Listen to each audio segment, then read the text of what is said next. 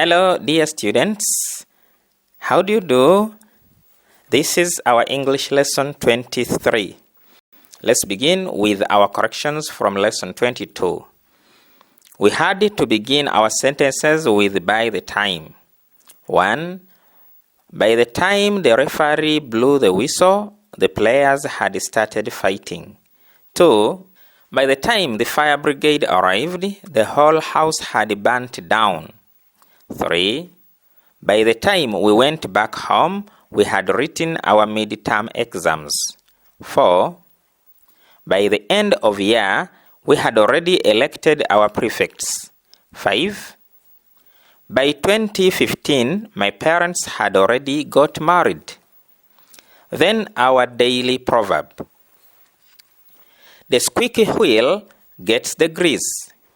This means when a wheel, a car wheel, a bicycle wheel, or a cart wheel squeaks, makes noise, the driver, the mechanic, or the owner will apply grease to reduce the noise, to reduce the squeaking. In daily life, this means people who talk about, or ask, or go for what they want get served first. So, when you see an opportunity or have a dream, do not wait for it to come to you. Go for it in order to succeed or in order to get it. In today's lesson, we are still dealing with verbs and tenses. We are looking at the future simple tense. The tomorrow tense as referred to in lower classes. The future simple is used to express activities we expect to happen sometime to come. The helping verbs to use are will and shall. The relationship between the verb and the noun. We have I shall, we shall, that is the first person. Then you will, he will, she will, it will, they will. Then some of the adverbs we use in the future simple are tomorrow, the next day, the following year, the next week, and others. Examples in sentences. He will come tomorrow. 2. They will write their exams next week. 3. We shall go to the States next year. 4. I shall build a castle in future. Structures. Conditional clauses or if sentences. If sentences. Conditional sentences are sentences that propose a condition and a possible result. Note, conditional sentences have two clauses. They have the conditional clause, that is the if clause, and the result clause, or the main clause. We have three types of ifs. We have the if 1, the if 2, and the if 3. Let's begin with the if 1 clause.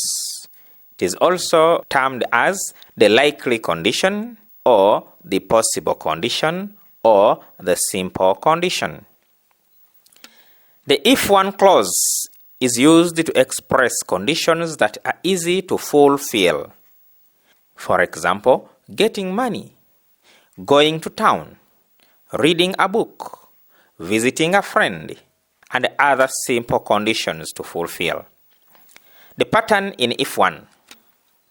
We use if and a present simple tense.